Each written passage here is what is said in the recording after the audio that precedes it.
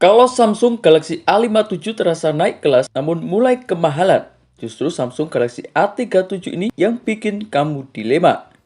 Karena di satu sisi speknya kelihatan matang, namun di sisi lain Samsung kayaknya sengaja nurunin banyak hal daripada Samsung Galaxy A56.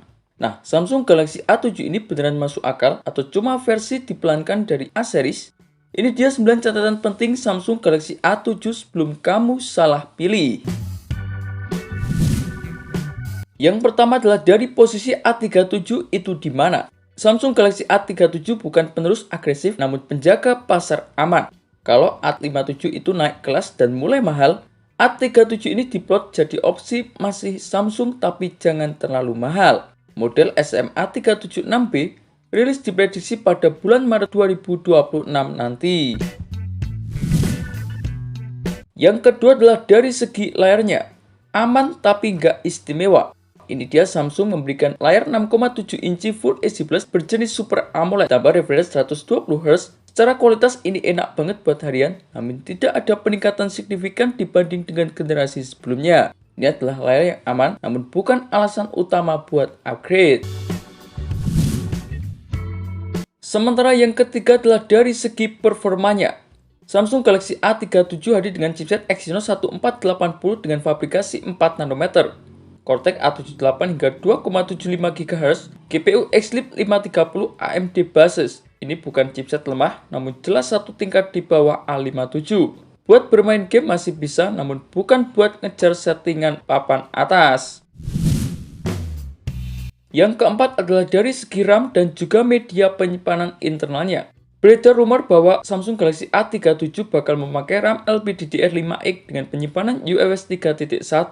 Tapi varian dasarnya cuma 6 GB dan ini cukup terasa downgrade apalagi di tahun 2026. Multitaskingnya masih oke tapi bukan yang bikin wow.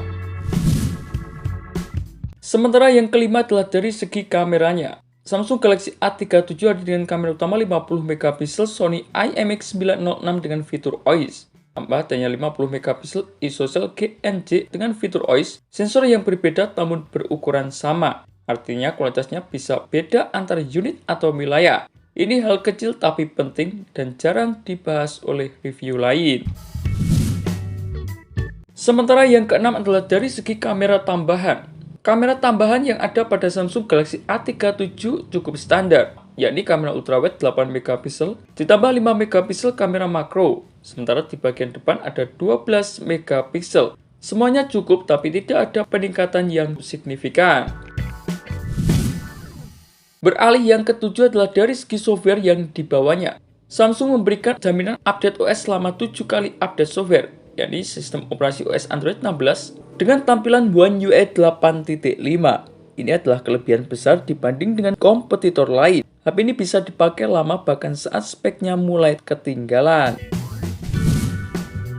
Sementara yang nomor 8 adalah dari segi fitur lengkap yang dibawanya. Samsung secara resmi memberikan stereo speaker Dolby Atmos, perlindungan sertifikasi IP67 yang tahan air dan juga debu, adanya fitur NFC, Giro Hardware dan juga dual SIM dan juga eSIM. Semua fitur ini terasa mewah kelas Samsung Galaxy A37. Sementara yang terakhir adalah dari segi kesimpulannya.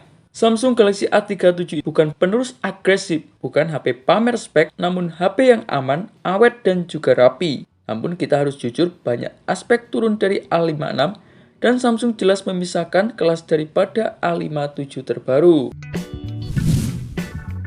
Kalau kamu ngerasa A57 terlalu mahal, Samsung Galaxy A37 ini bisa jadi opsi paling masuk akal. Tapi kalau kamu cari lonjakan performa, A37 bukan pas buat kamu beli. Menurut kamu, apakah A37 ini bijak atau pelit? Tulis pendapat kalian di kolom komentar forum gadget. Terima kasih telah menonton video ini. Jangan lupa like, komen, dan share agar channel ini bisa terus berkembang.